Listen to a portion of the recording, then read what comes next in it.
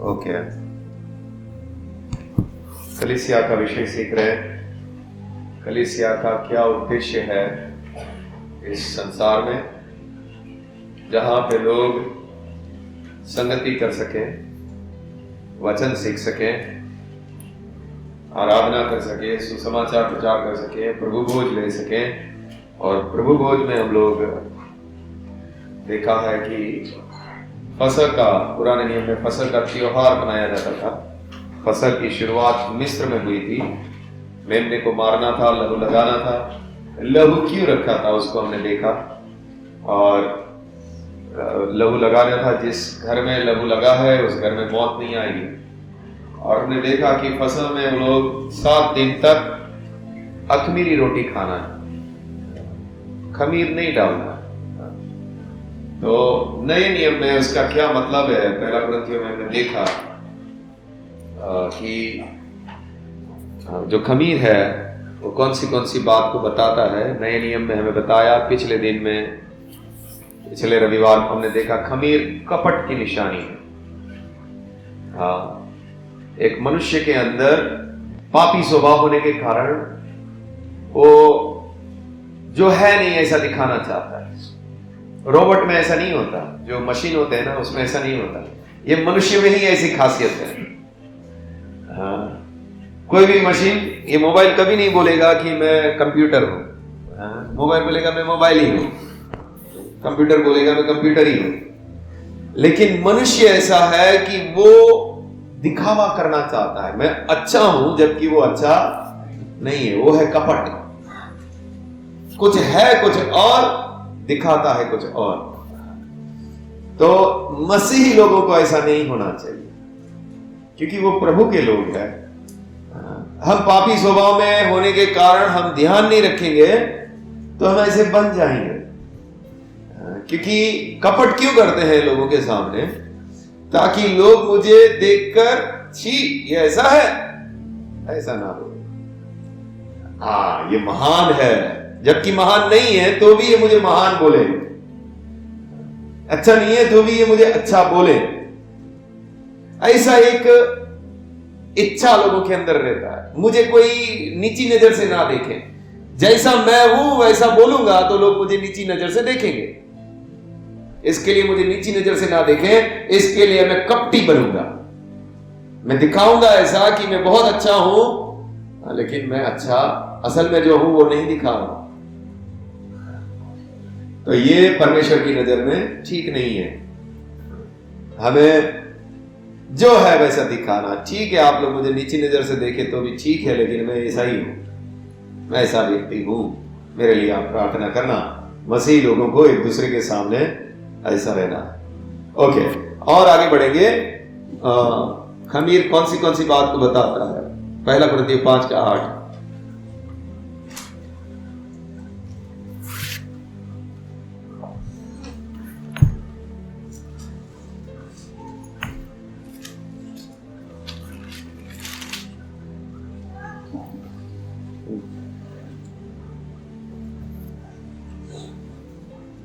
इसलिए अब हम उत्सव में आनंद मनावे, ना तो पुराने खमीर से और न बुराई और दुष्टता के खमीर से। किससे? बुराई और दुष्टता के खमीर से। हाँ, बुराई और दुष्टता। खमीर को दूसरा बात जो बोला गया, खमीर को बुराई और दुष्टता। एक विश्वासी के अंदर बुराई और दुष्टता ना हो।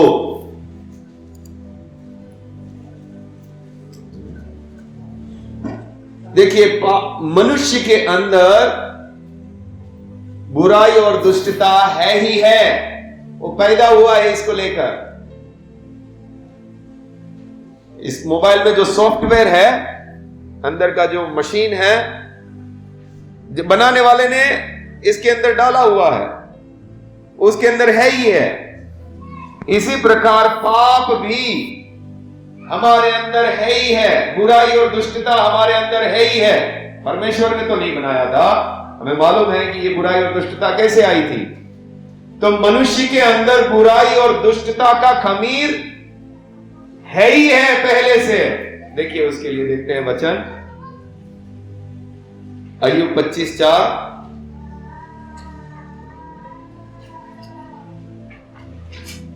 अय्यूब की किताब 25:4। फिर मनुष्य परमेश्वर की दृष्टि में धर्मी कैसे ठहर सकता है? जो स्त्री से उत्पन्न हुआ है वह कैसे निर्मल हो सकता है? जो स्त्री से उत्पन्न हुआ है वो सबके अंदर पाप है, वो शुद्ध नहीं हो सकता, ऐसा लिखा है अय्यूब की किताब में। भजन संहिता 51:5।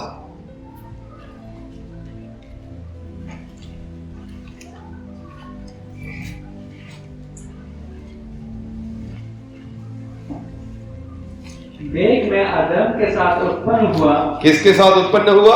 आदम के साथ। जब मैं पैदा हुआ तब से मेरे अंदर पाप है ही है। वो अंदर से पैदा होने के समय से ही पाप मेरे अंदर है, अधर्म के साथ ही पैदा हुआ। हाँ, और पाप के साथ अपनी माता के गर्भ में पड़ा। हाँ, पाप के साथ ही मां के गर्भ में पड़ा। ओके, बच्चे को मारना कौन सिखाया? ये अपनी मां ही है, सबको पीटती है। कौन सिखाया उसको? पापी स्वभाव उसके अंदर है। झूठ बोलना कोई सिखाता नहीं है बच्चों को, घर से चोरी करना कोई उसको सिखा नहीं रहा है, उसका स्वभाव उसको सिखा रहा है। वो पैदा हुए हैं पाप को लेकर। बुराई और दुष्टता का खमीर हमारे अंदर जन्म से है।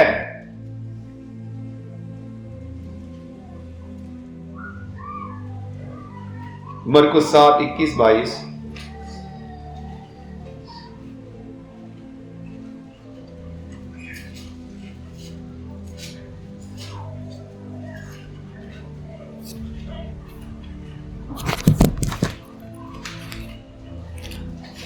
क्योंकि भीतर से अर्थात मनुष्य के मन से बुरे बुरे विचार, व्यभिचार, चोरी, हत्या, पर स्त्री गर्मी, लोभ, दुष्टता, छल, लुच्चपन, कुदृष्टि, निंदा, अभिमान और मूर्खता निकलती है। ये ऑटोमेटिक निकलता है मन के अंदर से। ये ऐसा मन लेकर हम पैदा ही हुए हैं। ये सब चीजें निकलता है। क्या क्या है? बुरे बुरे विचार, व्यभिचार, चोरी, हत्या, परस्त्रीगमन, लोभ, दुष्टता, छल, लुच्चपन, कुदृष्टि, निंदा, अभिमान, मूर्खता अंदर से निकल रहा है। मनुष्य उसको लेकर पैदा हुआ है। बुराई और दुष्टता पैदा होते ही उसके अंदर से आई हुई है।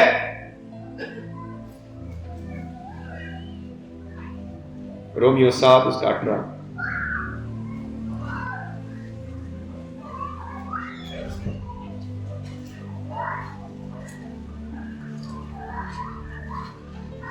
क्योंकि मैं जानता हूं कि मुझ में अर्थात मेरे शरीर में कोई अच्छी वस्तु वास नहीं करती। मेरे शरीर में कोई अच्छी वस्तु वास नहीं करती। मेरे शरीर में कोई अच्छी वस्तु वास नहीं करती। मेरे अंदर पाप वास करता है। आगे, इच्छा तो मुझ में है परंतु भले काम मुझसे बन नहीं पड़ते। इच्छा तो करते हैं कि अच्छा करें, लेकिन हो नहीं पा रहा।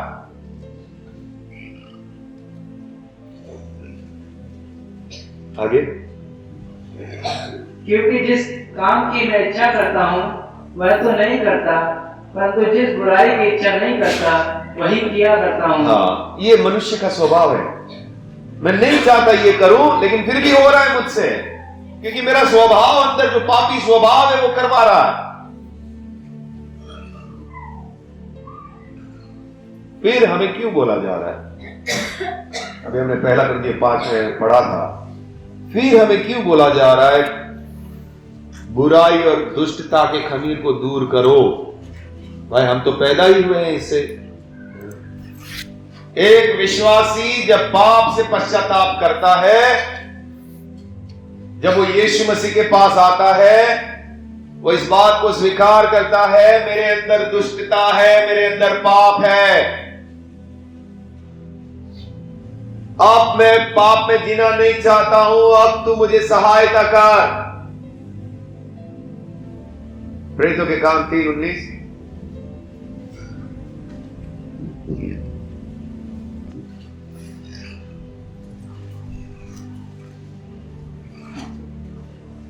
इसीलिए मन फिराओ और लौट आओ। मन फिराओ। जब हम यीशु के पास आए तो हमने पापों से मन फिराया और परमेश्वर के पास लौट आए कि तुम्हारे पाप मिटाए जाए, जिससे प्रभु के सम्मुख से विश्रांति के दिन आए। हम लोगों ने पाप में जीने का, हमारा मन के अंदर से जो पाप आ रहा है उस पाप को पूरा करने का, अपनी इच्छाओं को पूरा करने का रास्ता अभी छोड़ दिया है। पूरे संसार के लोग उसके मन में जो भी बातें निकलती है उसको पूरा करते हैं, लेकिन अभी हम लोग उसको पूरा नहीं करते हैं। उस विचारों को हम हटाते हैं, उसके साथ लड़ाई करते हैं, हम पाप और दुष्टता के खमीर को दूर करते हैं।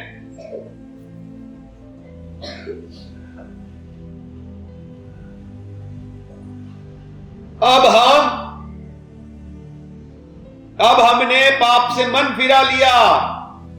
अब हमें बुराई और दुष्टता के खमीर को दूर करना है।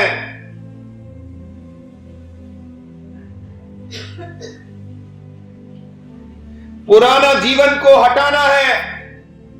जैसे ही हमने यीशु मसीह के पास आए, प्रभु ने हमें एक नया मन दे दिया।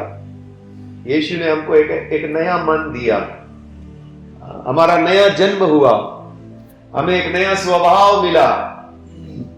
अब हमारे पास एक नया स्वभाव है जो हमें इच्छाएं डालता है कि अब तू पाप में मत जा, अब तू ऐसे चल। एक तरफ से पाप आएगा, दुष्टता आएगी, हमारे मन के साथ लड़ाई करेगी। आजा शराब पीने के लिए, आजा गलत नजर करने के लिए, आजा किसी की चीज ले लेने के लिए, ऐसा हमारे मन के साथ लड़ाई करेगी। लेकिन एक तरफ अभी तो हमारे पास नया मन आया है, तो हमारा मन बोलेगा नहीं, ये गलत है, ये पाप है, बुराई और दुष्टता का खमीर हमें दूर करना है। अब आपको लड़ाई करनी है पाप और बुराई से। अब तुमको पाप को राज करने नहीं देना, उसके साथ लड़ाई करनी है। रोमियो 6:6।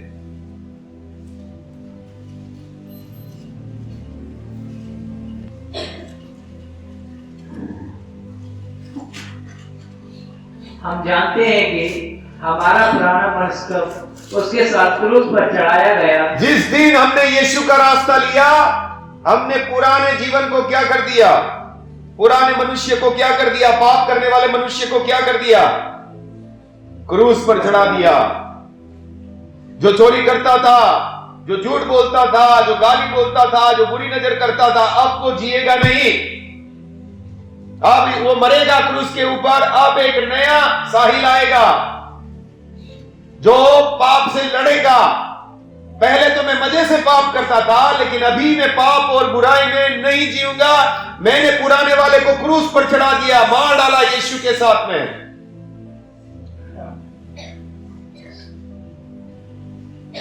हाँ पढ़िए वापस से पूरा।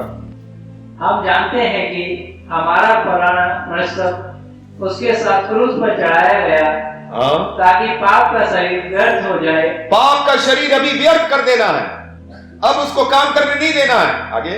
और हम आगे को पाप के दास्तव में ना रहें। आगे को पाप की सेवा करने वाले, पाप के सेवक, पाप के दास ना रहें। गलाती 5:24।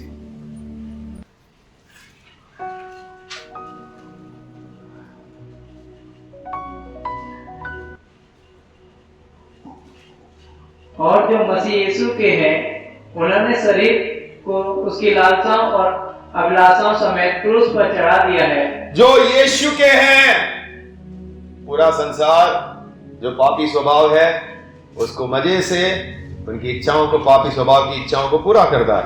लेकिन जो यीशु के हैं, उन्होंने क्या किया? शरीर को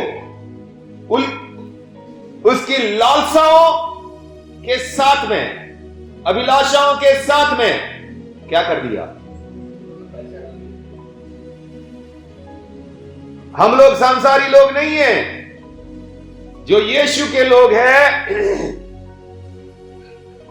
शरीर की पापी इच्छाओं को, बुरी बुरी अभिलाषाओं को यीशु के लोगों ने क्रूस पर चढ़ा दिया। अब वो उसके साथ दोस्ती नहीं करते हैं।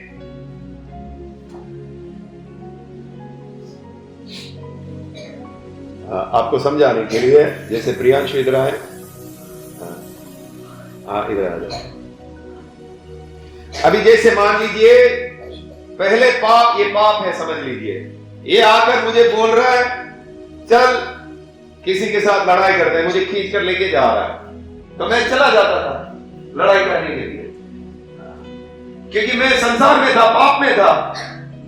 चल बुरी नजर करते हैं तो मैं अपनी बुरी नजर करने लगता था। ये मुझे खींच कर लेके जा रहा है, मेरे अंदर जो पाप है, इच्छाएं आती थी, मन के अंदर विचार आते थे, मैं चला जाता था। मैं उसका दास हूं, वो मुझे जैसा बोल रहा है वैसा मैं कर रहा हूं। चल उससे पैसा मांग लेते हैं और उसको वापस देंगे नहीं। मैं बोला हाँ आइडिया तो अच्छा है, चल ले लेते। ये मुझे खींच के लेके जा रहा है। लेकिन जब मैंने यीशु को अपना जीवन दिया, मैंने इसको क्रूस पर चढ़ा दिया, अब ये मेरे पास आता है मुझे खींचने के लिए, मैं उससे दोस्ती तोड़ रहा हूं। मेरे को तेरी बात नहीं सुननी है, तू मुझे गलत रास्ते पर लेके जा रहा है। मेरे अंदर जो विचार आ रहे हैं अब मुझे उससे लड़ना है। अब मुझे वापस आएगा, हाथ पकड़ेगा, अरे इसमें कितना मजा आता था, तुझे याद है ना, व्यभिचार करने में कितना सुख मिलता था, तुझे याद नहीं है, वो याद भी दिलाएगा। दुख दृष्टि करने के लिए कितना अच्छा लगता है, लड़की से बात करने के लिए, लड़के से बात करने के लिए कितना अच्छा लगता है। तू चल, मेरे अंदर इच्छाएं भी आ रहा है, मन भी कर रहा है, लेकिन मैं बोलूंगा नहीं, ये गलत है, ये पाप है, मैंने उसको क्रूस पर चढ़ा दिया है, अब मैं तेरे से दोस्ती नहीं कर सकता, अब मैं पाप से दोस्ती, मुझे बुराई और दुष्टता के खमीर को हटाना। अब मैं यीशु का हूं, अब मैं संसारिक नहीं हूं, अब मैं संसार के लोगों के जैसा नहीं जी सकता हूं, अब मुझे पाप से दोस्ती नहीं करनी है। तू जा भाई, वो पूरी जिंदगी आएगा मेरे से लड़ाई करने के लिए, कितना भी बड़ा संत हो जाएगा तो भी बोलेगा तू मेरा दोस्त है, तुझे याद नहीं, आजा चल वापस, चल पाप करते हैं, दूसरों की चुगली कर, तेरे भाई की निंदा कर, पैसे की लालच कर। लेकिन अब मैं बोलूंगा नहीं, वचन में ऐसा लिखा। अब मेरा एक तरफ हाथ पकड़ा हुआ है परमेश्वर का आत्मा और वचन, अब ये मुझे अपनी तरफ खींचेगा, ये मुझे अपनी तरफ खींचेगा। अब मुझे सोचना है मुझे किस तरफ जाना। कई बार विश्वासी इधर से भी थोड़ा मजा ले लेता है और परमेश्वर के रास्ते में भी थोड़ा थोड़ा चलता है, लेकिन बुराई और दुष्टता के खमीर को पूरी रीति से हटाओ। अपना जो पापी स्वभाव है, अपनी पुराना मनुष्य को क्रूस पर चढ़ा दो। अब ये नहीं जिएगा, ये कितना भी कोशिश करे, मैं उसको मना ही करता रहूंगा, उसके साथ लड़ाई करता रहूंगा, मुझे नहीं चाहिए। और जितना आप आत्मा में मजबूत है, जितना आप ज्यादा प्रार्थना करते हैं, इसको हरा पाएंगे। इसमें ताकत बहुत है, ये खींचने के लिए आता है, बहुत जोर से खींचता है। आजा आजा इस रास्ते पर, तुझे याद नहीं है क्या कितना अच्छा लग रहा था उसमें, इतना सहन काय को करने का, मार उसको एक तमाचा, कुछ बोल दे उसको, इतना सहन क्यों करने का। लेकिन मैं बोलूंगा नहीं, उसको क्रूस पर चढ़ा दिया, पुराना स्वभाव को। पुराना साहिल गाली बोलता था, बोल गाली नहीं, अब मैंने पुराने साहिल को क्रूस पर चढ़ा दिया। झगड़ा करता था, मारता था, नहीं, वो अभी क्रूस पर चढ़ा दिया। अब वो पुराना मनुष्य, पुराना साहिल अब नहीं जिएगा, वो क्रूस पर चढ़ा दिया है उसको। अभी मैं मुर्दे को बाहर नहीं निकालूंगा।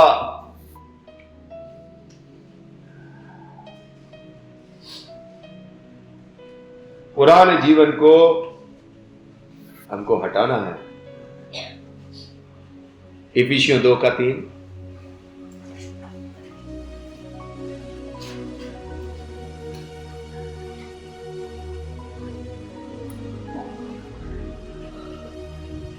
इनमें हम भी सब के सब पहले अपनी शरीर की लालसाओं में दिन बिताते थे। हाँ, सब हम लोग सब पहले क्या करते थे? शरीर की लालसाओं में दिन बिताते थे, अपने शरीर की इच्छाएं पूरी करते थे। आगे, और शरीर और मन की इच्छाएं पूरी करते थे और अन्य लोगों के समान स्वभाव ही से क्रोध की संतान थे। पहले हम सब ऐसा थे यीशु में आने से पहले, लेकिन यीशु में आने के बाद हमको ऐसा नहीं रहना है। पहला पत्रस 4 उसका 2।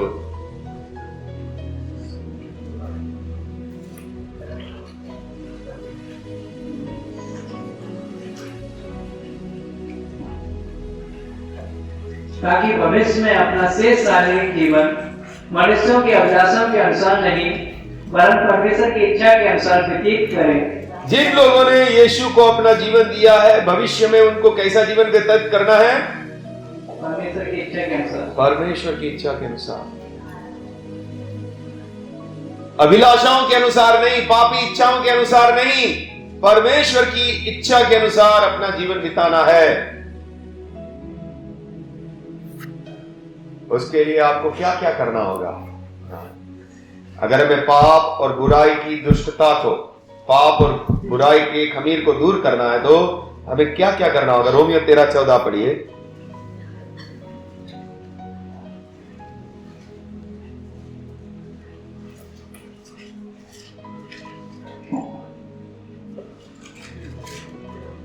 वरन प्रभु यीशु मसीह को पहन लो और शरीर की अभिलाषाओं को पूरा करने का उपाय ना करो। उपाय ना करो, कोई उपाय ना करो।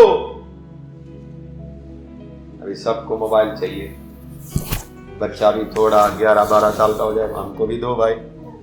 हाँ, ताकि क्या करें? हम भी अपनी इच्छाओं को पूरा करें, हम भी इन आंखों से सब कुछ देखें।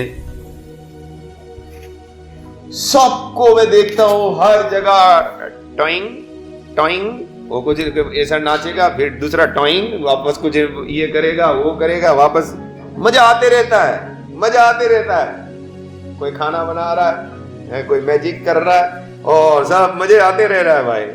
क्या करके दे रहे हैं? उपाय करके दे रहे हैं उनको। टिकटॉक, फिर फेसबुक, व्हाट्सएप, यूट्यूब, ये वाला नहीं, वहां वाला जाते हैं। अभी सब पूरा दिमाग भरा हुआ है, कहां अच्छा माल मिलेगा, कहां मजा आ जाएगा। अभी बोल रहा है मेरा मोबाइल तो किधर भी पड़ा रहता है, मेरे को बात मैं चालू ही नहीं करता हूं उसको। मैं बोला कितना अच्छा बात है भाई। 8-9 साल, अभी तो छोटा बच्चा को खाना नहीं दोगे, साइड करो, मोबाइल दे, नहीं तो वो रोएगा। मोबाइल चाहिए बच्चे को। आदत कौन लगा के दिया? आदत कौन लगा के दिया? तुमने दिया उसको। शैतान बोलेगा बेटा तेरे पिताजी द्वारा ही तुझे दिलाऊंगा। उपाय करके दे दिया। देते नहीं तो सीखता नहीं, हमने खुद दे दिए।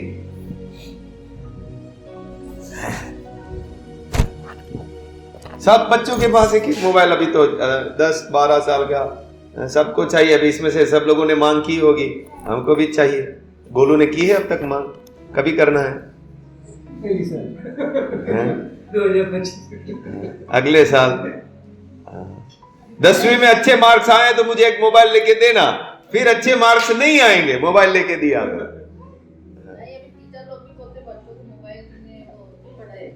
वो पढ़ाई के लिए ठीक है, लेकिन अगर उसको सही से उपयोग कर पाए तो ठीक है, नहीं तो ये गलत चीजें उपाय करके दे देगा आपको।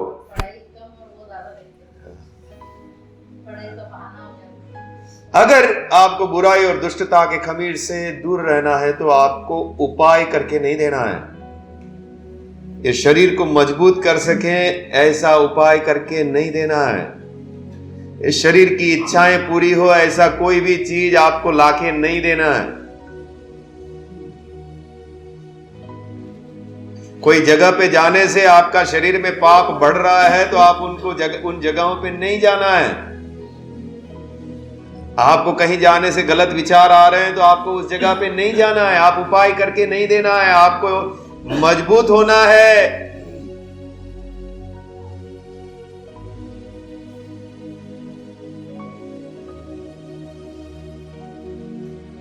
उपाय करके ना दो। तीतुस की किताब रोमियो 6:12 पढ़िए।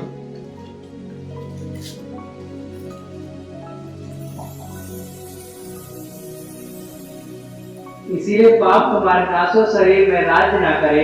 राज्य करने नहीं देना है पाप को। आप अगर ये सब उपाय करके दोगे, पाप राज करना चालू करेगा, रस्सियां बांधना चालू करेगा, अपनी आंखों में आपकी रस्सियां बांधेगा, आपके मन के अंदर रस्सियां बांधेगा पाप की।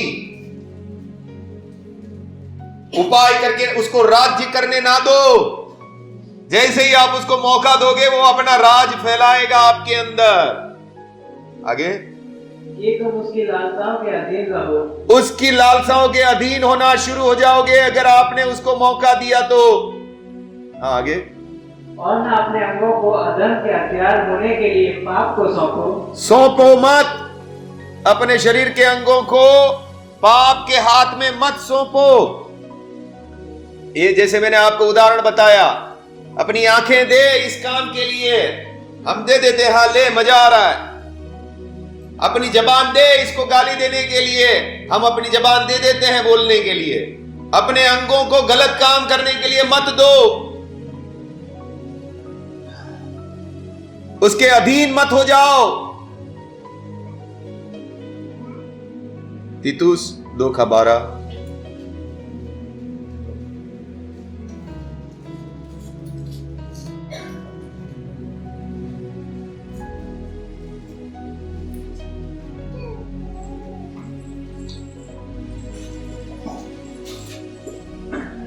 और हमें चेतावनी देता है कि हम अभिष्ट और संसारिक अभिलाषों से मन फेरकर इस युग में संयम और धर्म और भक्ति से जीवन बिताएं। संयम से जीवन बिताना है, कंट्रोल, संयम करना, कंट्रोल करना हर चीज में। कंट्रोल नहीं हो रहा है, उसके लिए हम उपवास करते हैं, प्रार्थना करते हैं, कैसे भी मेरे जीवन में कंट्रोल आना चाहिए।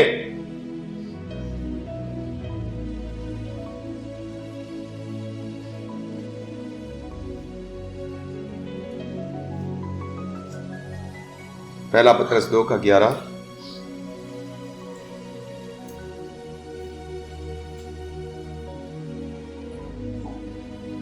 हे प्रियो, मैं तुमसे विनती करता हूँ कि तुम अपने आप को परदेशी और यात्री जानकर उन संसारिक अभिलाषाओं से जो आत्मा से युद्ध करती हैं बचे रहो। जो आपकी आत्मा से युद्ध कर रही है, संसार की अभिलाषाएं आपके मन के साथ युद्ध करेगा, व्यभिचार आपके मन के साथ युद्ध करेगा, उससे लड़ो, उससे बचे रहो।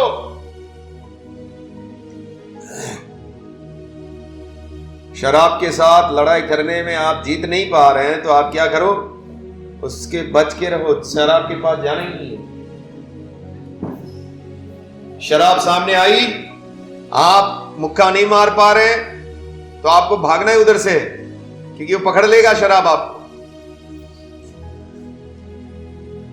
जिस चीज में आप आसानी से गिर जाते हैं वहां से भागो, बच के रहो उससे।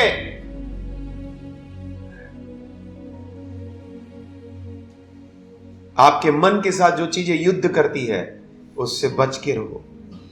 आपको लगता है ये चीजें मेरे मन के साथ युद्ध कर रही है, मेरे मन को कमजोर करना चाहती है, मुझे पाप में खींचना चाहती है, उससे क्या करके रहो, बच के रहो।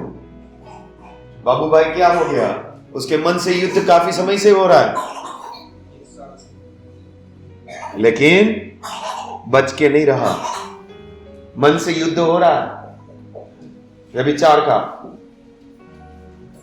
बच के नहीं रहा, ध्यान से नहीं रहा, उसके पकड़ लिया गर्दन, गिरा दिया उसको। अब क्या कर सकते हैं, अभी पूरा जीवन के लिए तिलक लगा दिया, टीका लगा दिया पाप ने उसके ऊपर, बच नहीं पाया।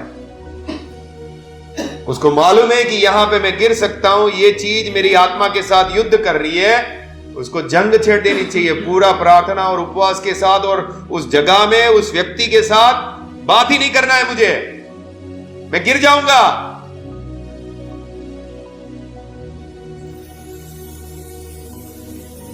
जो आपके मन के साथ जो चीजें युद्ध कर रही है, आपको वहां पे बहुत ज्यादा ध्यान से चलना पड़ेगा। इस चीज में मैं थोड़ी भी छूट दूंगा कि मुझे पकड़ लेगा।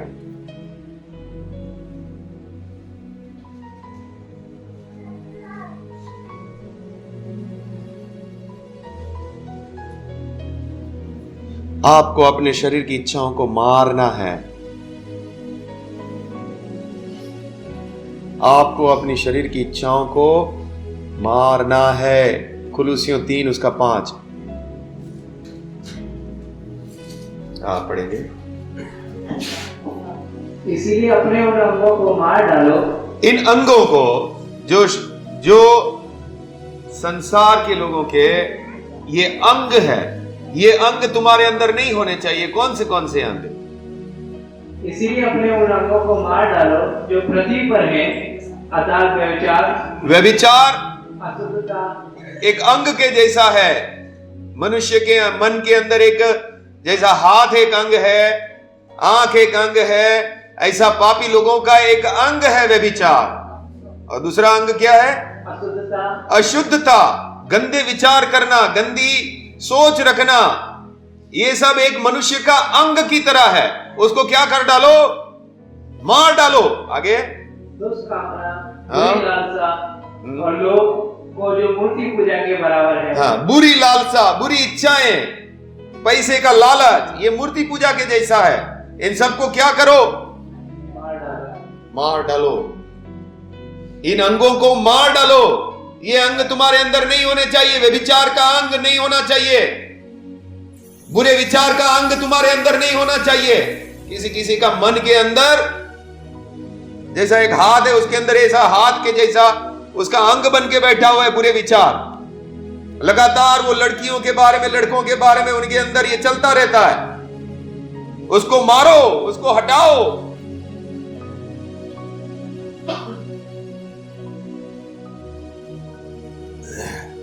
देखिए, लड़ाई सबके अंदर होती है। मन के अंदर लड़ाई होना अलग बात है, लेकिन आपने अपनी इच्छा से उस चीजों को रखना चाहते हैं, वो फिर एक गंभीर बात बन जाती है। आप उस अंग को रखना चाहते हैं, उस सुख को लेना चाहते हैं।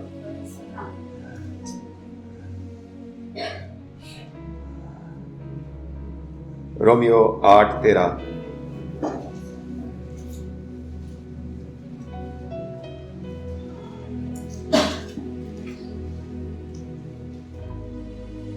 क्योंकि यदि तुम शरीर के अनुसार दिन काटोगे तो मरोगे, यदि आत्मा से देह की क्रियाओं को मारोगे तो जीवित रहोगे। आपको देह की क्रियाओं को क्या करना है? ये बुरी चीजें जो हमारे मन में आती है, उसको क्या करना है? हाँ, क्या करना है? मारना है। किसके द्वारा मारना है? पवित्र आत्मा के द्वारा। पवित्र आत्मा के द्वारा कैसे मारना है? जब आप प्रभु के सामने लगातार रो रो कर प्रभु बोलते हैं, मैं इससे हार जाता हूं प्रभु, मेरे पास शक्ति नहीं है, इधर मैं गिर जाता हूं प्रभु, तो मुझे मदद कर, मुझे ये मेरे अंगों को मार प्रभु, मेरे अंदर ये पाप के अंग है, इन अंगों को मारने के लिए सहायता कर प्रभु। तब प्रभु आपको शक्ति देता है उसको मारने के लिए। तब प्रभु आपको उन अंगों को काट डालने के लिए शक्ति देता है। आपका जीवन शुद्ध होने लगता है। आप रोता है प्रभु के सामने, आप प्रार्थना करता है प्रभु के सामने। आप जैसे ही वचन सुनता है, बोलता है हाँ ये मेरे अंदर कमी है, मेरे अंदर ये पाप है, मुझे ये, मैं इधर हार जाता हूं, मुझे इधर सहायता की जरूरत है, मुझे मदद करो प्रभु। तो तभी प्रभु आपको शक्ति देता है। आप लड़ने के योग्य बनाता है। उन चीजों को आप मार पाते हैं, आप खड़े हो पाते हैं, आप पवित्र जीवन बिता पाते हैं। आपको उपाय नहीं करना है, आपके उसको राज्य करने के लिए कोई उपाय करके नहीं देना है, नहीं तो धीरे धीरे अपनी रस्सियां बढ़ाएगा, बांधने लगेगा, धीरे धीरे करके मालूम पड़ा इस व्यक्ति को तो पूरा बांध दिया, पूरा शारीरिक बना दिया। कैसे हो गया? ये धीरे धीरे धीरे धीरे आपने सब दरवाजा खोल के दिया, इसके लिए हो गया। आप जागता नहीं रहा, आपने प्रार्थना नहीं किया, शैतान घुस रहा है, आप उसको घुसने दे रहा है मोबाइल के द्वारा, नफरत के द्वारा, जलन के द्वारा, गुस्से के द्वारा। आप कहीं ध्यान नहीं रख रहा है, उसने पूरा बांध दिया। अब ये कुछ नहीं कर पा रहा है, आत्मिक जीवन जी नहीं पा रहा है, ये पूरा शारीरिक बन चुका है, ये आत्मिक जीवन जी नहीं पा रहा है। क्यों? शैतान आके रस्सियां बांधता गया एक एक एक एक एक एक एक एक पूरा। अब ये मसीही जीवन का इसका नमक चला गया साहब। मसीही जीवन जीने के लिए इसके पास कोई शक्ति नहीं है। क्यों? बांध दिया है पूरा। क्यों बंध गया ये काफी समय से इसने ध्यान नहीं रखा, प्रार्थना नहीं किया, इसके लिए गया। अभी इसकी रस्सियां खोलनी पड़ेगी। अगर ये रो रो के प्रार्थना करेगा, धीरे धीरे रस्सियां खुलेगी और ये मसीह जीवन जीना शुरू करेगा।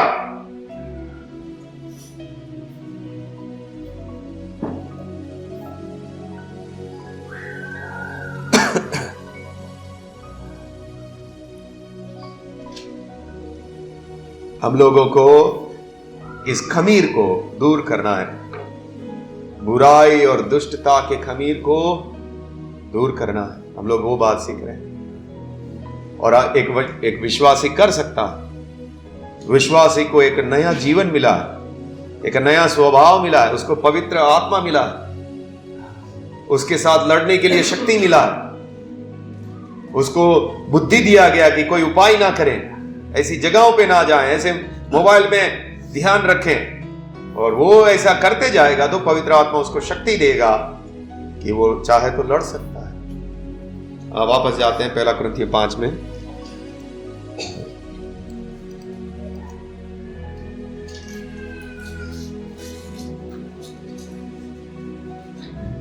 पांच का 8 पढ़िए। इसलिए आओ हम उत्सव में आनंद मनावें, ना तो पुराने खमीर से और ना बुराई और दुष्टता के खमीर से। बुराई और दुष्टता का खमीर से नहीं, उसको हटाना है। आगे, परंतु सीधाई और सच्चाई की अखमीरी रोटी से। सीधाई और सच्चाई का जीवन जीना है एक मसीही को। सीधाई और सच्चाई का जीवन। पुराना खमीर को हटाओ, बुराई और दुष्टता को हटाओ, उस पुराने मनुष्य को क्रूस पर चढ़ा दो, पुराना पाप करने वाले व्यक्ति को क्रूस पर चढ़ा दो। और अब कैसा जीवो? सच्चाई और सीधाई का जीवन। सच्चाई और सीधाई का जीवन। पहला इतिहास 29 उसका 17।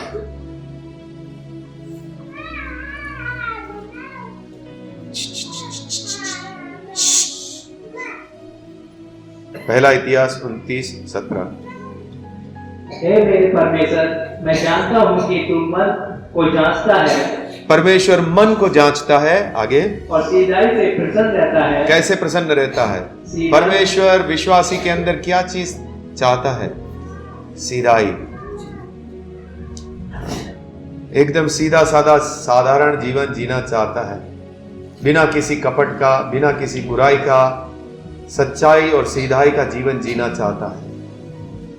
कोई दिखावा करना नहीं चाहता, सच्चा सीधा जीवन जीना चाहता है। परमेश्वर ऐसे लोगों से प्रसन्न होता है। हाँ, उसके बाद हम जाते हैं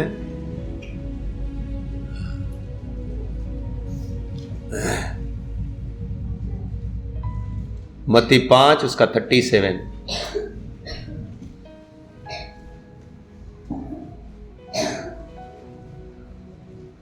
परंतु तुम्हारी बात हाँ की हाँ या नहीं की नहीं हो, क्योंकि जो कुछ इससे अधिक होता है वह बुराई से होता है। तुम्हारी बातें कैसी हो? हाँ की हाँ, ना की ना। लेकिन हम लोग क्या करते मालूम है? आप क्यों नहीं आए? अरे वो जो है ना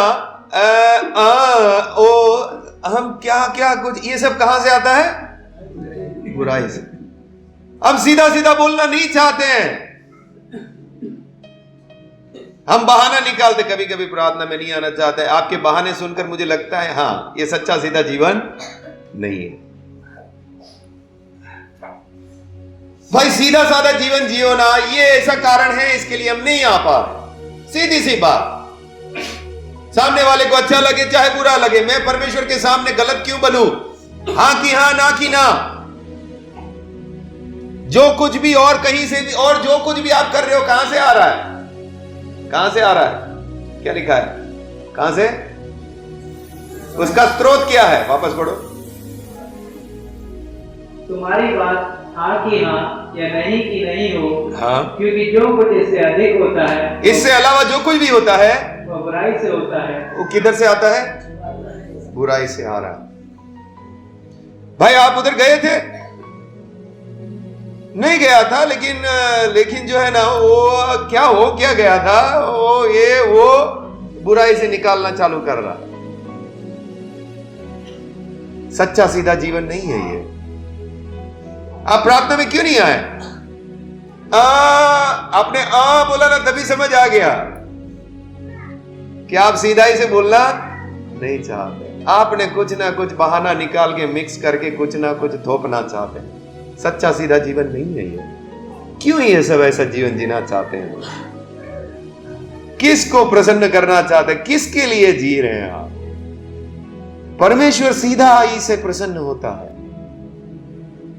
भाई नहीं आ पाएंगे आज मन नहीं है। और ललित एकदम सीधा मुंह पर ही मारता है, चाहे जो हो। आज ब्रदर मैं सो रहा हूं, मैं नहीं आने वाला। वो बहाना कोई नहीं देगा, वो सीधा ही बोल देगा आपको जो सच है वो। आज नहीं, मेरा मन नहीं कर रहा है, आज मैं सोने वाला हूं, आज मैं आराधना में नहीं आ रहा हूं। दूसरा व्यक्ति होगा तो क्या बोलेगा? नींद करनी है ऐसा नहीं बोलेगा। सच्चाई से सीधा इसे नहीं बोलेगा। क्यों ऐसा करना? ये कहां से आ रहा है? पापी स्वभाव से आ रहा है ये सब। इससे परमेश्वर प्रसन्न नहीं होता ऐसा जीवन से। जो है सच्चा सीधा बोलो। तुम्हारी बात हां की हां, ना की ना। अभी हमें कौन सा त्योहार में जीवन बिताना है? अखमीरी रोटी का, बिना खमीर की, बिना पाप और दुष्टता की, बिना बुराई की। जो है जैसा है भाई, हम ऐसा है। आपको चाहे पसंद, मेरे परमेश्वर ने मुझे स्वीकार किया है, आप मुझे स्वीकार कर सकते हैं तो कीजिए, मैं ऐसा हूं।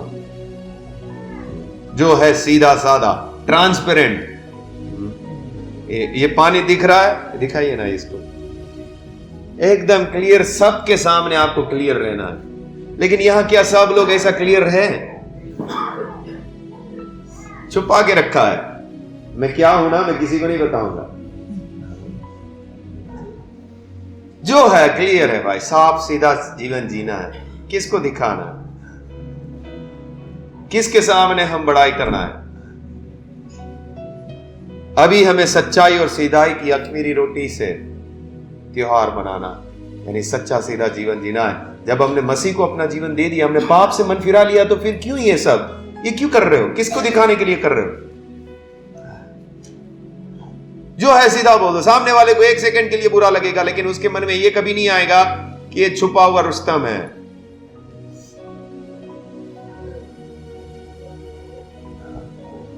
उसके बाद इफिसियों 4:25,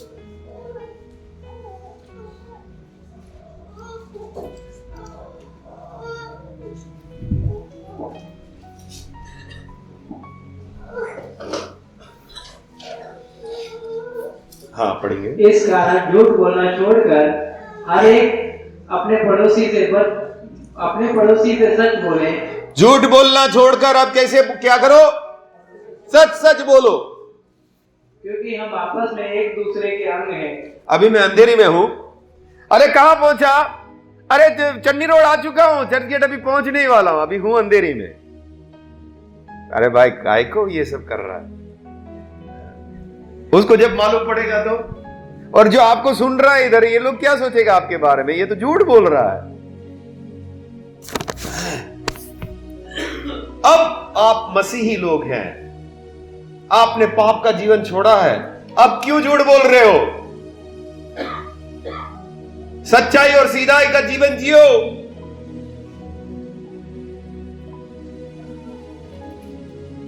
इसमें बहुत कम लोग होंगे जो पूरा सच्चाई से जीवन जीते हैं। वो ज्यादा है, वो है ना, ऐसा बोल देंगे तो उसकी नजर में बुरे बन जाएंगे, तो ऐसा नहीं बोलेंगे तो हम कपटी बनेंगे, ताकि हम बुरे ना दिखें। हम अपनी नजर में भी बुरे हो जाएंगे, दूसरे की नजर में भी बुरे हो जाएंगे। इसके लिए कपट बहुत अच्छा तरीका है, जिससे हमारा सब कुछ छुपा हुआ रहेगा। नीति वचन 10:32।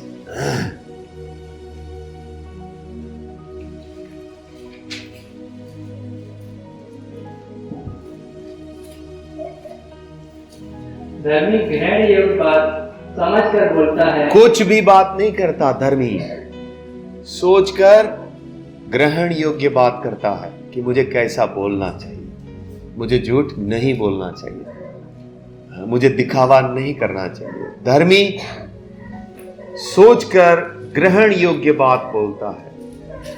हाँ, उसके बाद अब जाएंगे प्रेरितों के काम।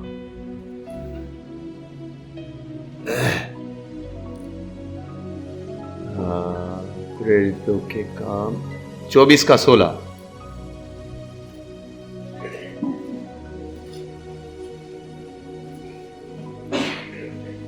इससे मैं आप भी यत्न करता हूँ कि परमेश्वर की ओर मनुष्यों की ओर मेरा विवेक सदा निर्दोष रहे। मेरा विवेक मेरे को निर्दोष रहना चाहिए परमेश्वर की ओर और मनुष्यों की ओर। कोई मुझे ये बोल नहीं सकना चाहिए कि तेरे अंदर कोई भी कपट है, झूठ है। कोई मुझे ऐसा बोलना नहीं चाहिए। इसलिए परमेश्वर के सामने, मनुष्यों के सामने मेरा विवेक शुद्ध होना चाहिए, निर्दोष होना चाहिए।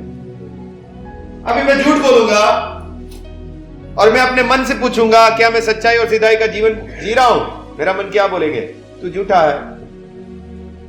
मेरा विवेक निर्दोष नहीं है। मुझे मालूम है मैं झूठा हूं। मुझे मालूम है मेरे को जब तकलीफ होती है तब मैं कपटी बन जाता हूं। मुझे मालूम है मैं सच्चा सीधा जीवन नहीं जी रहा हूं। आप जिसके सामने देख जीवन जीते हैं वो भी आपके बारे में गवाही दे देंगे ये कैसा जीता है। आपको मनुष्यों के सामने और परमेश्वर के सामने ये दोनों आपके बारे में गवाही देना चाहिए कि इसका जीवन सच्चा और सीधा है।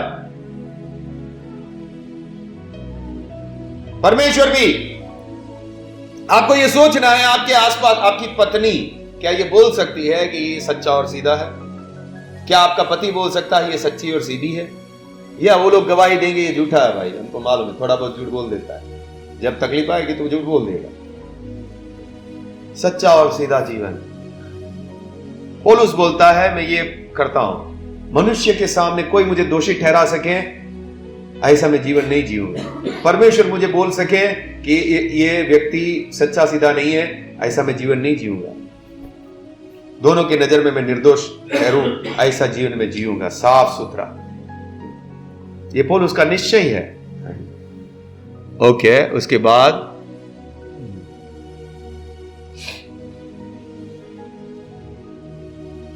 दूसरा कुरिन्थियों 1:12।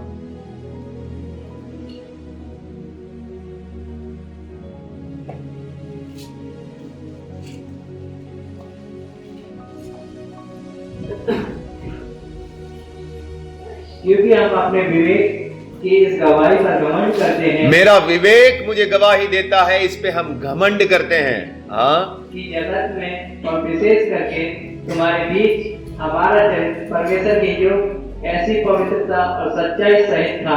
हाँ, मेरा खुद का विवेक, मेरा मन मुझे बोलता है मैंने किसी का लालच नहीं किया, मैंने किसी से कुछ प्राप्त करने की इच्छा नहीं रखी, मैंने सेवकाई जो की परमेश्वर की इच्छा से की, इसके लिए मैं घमंड करता हूं। मेरा विवेक मुझे दोषी नहीं ठहराता है। कितना अद्भुत बात। खुद का मन ऐसा बोले कि तू पूरा पवित्रता से जी रहा है, एक घमंड की बात है।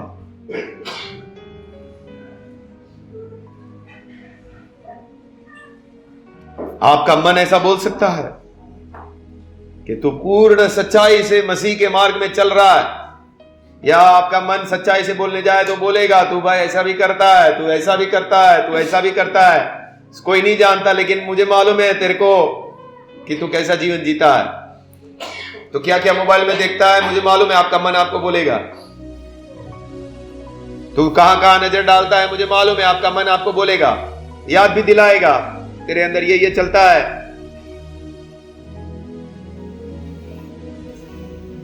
फिलिपियों 1:10।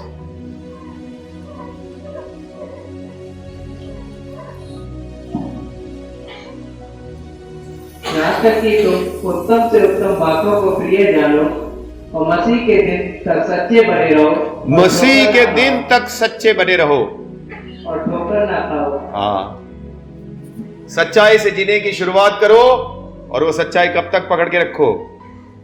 जब तक प्रभु ना आ जाए। पूरा जीवन सच्चे बने रहो।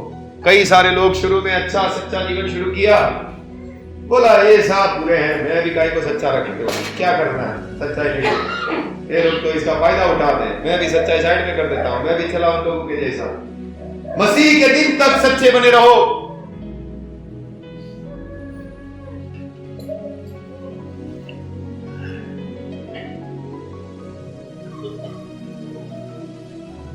आखिरी वचन, नीति वचन 10:9।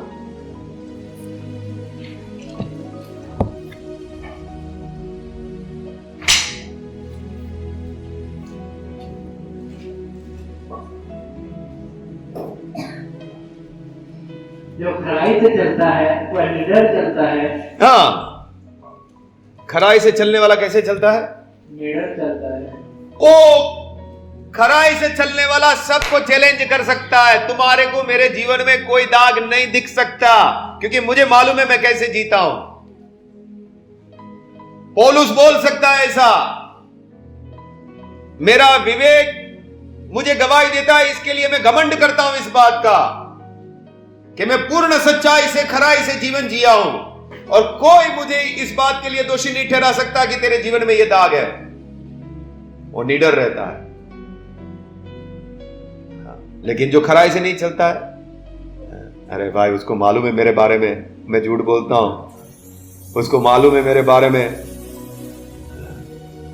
मैं क्या क्या जीवन जी रहा हूं, उसको मालूम है। वो निडर नहीं है, वो डर रहा है।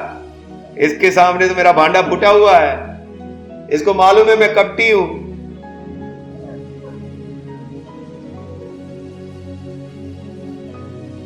जो खराई से चलता है वो निडर चलता है। हमारे यहाँ एक एमएलए था हमारा गुजरात में, महेंद्र भाई मशरू उसका नाम है। वो इतना विश्वास ही नहीं था, फिर भी इतना खराई से जीवन जीता था। एमएलए था, वो चाहे तो बड़ी गाड़ी लेके घूम सकता, लेकिन बहुत सावधानी है। वो हमारे यहाँ बीएसटी बस चलती ना, ऐसी बस में धारासभ्य बोलते हैं गुजरात में एमएलए को। वो धारासभ्य की एक सीट होती है, वो कभी कोई एमएलए उसमें बैठा नहीं होगा, है ना, क्योंकि उनके पास तो गाड़ियां होती है। लेकिन वो बस में सफर करता था तो बोलता था, भाई हमारी सीट है एमएलए। वो इतना सीधाई का जीवन जीता था, वो कोई उसके ऊपर उंगली उठा ही नहीं सकता है।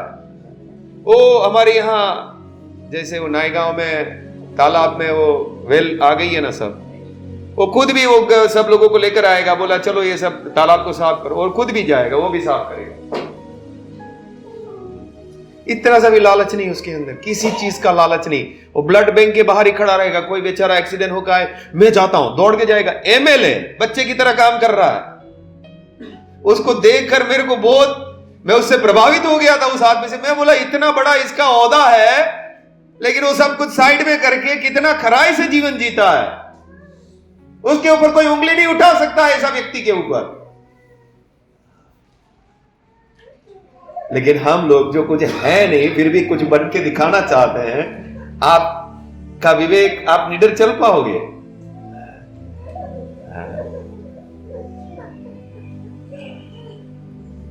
कल वो पुलिस स्टेशन में खड़े थे, सबको ऐसा गली में खड़ा कर दिया, पकड़ के मुझे भी गली में खड़ा कर दिया। उसमें कोई पढ़ा लिखा आया, चश्मा वश्मा पहन के, ऐसा करके कराने बोला, फिर भाई इसका भी घमंड उतरने वाला। ये सब अभी नीचे हाथ हो जाएगा, अभी इसको गली में डालेंगे ना तो सब इसका उतरने वाला। मैं एक नजर से ऐसा देख रहा हूँ, क्या हो गया? ओ चल अंदर जा, बेचारा वो ऐसा आ गया। बोला खड़ा हो ना इधर, अंदर जा। वो भी अंदर घुस गया। हम है कुछ नहीं, दिखाना इतना बड़ा चाहते महाराजा है जैसे हम। कैसे हम निडर चल पाएगा? निडर कौन चल पाएगा मालूम है?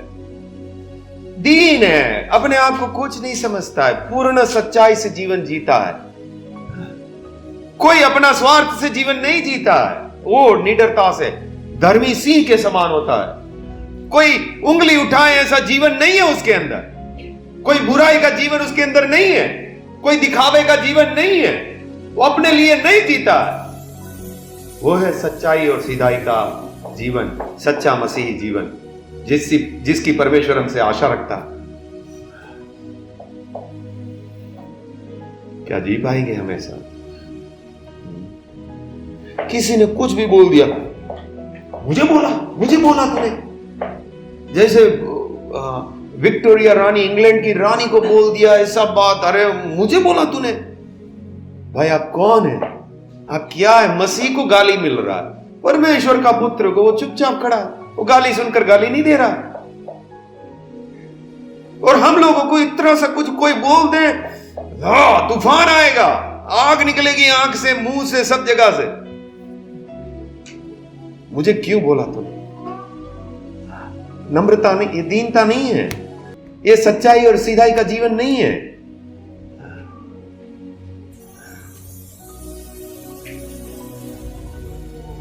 बुराई और दुष्टता का खमीर को दूर करके सच्चाई और सीधाई की अखमीरी रोटी का उत्सव पूरा जीवन हमको मनाना है। ये मौका हमको मिला।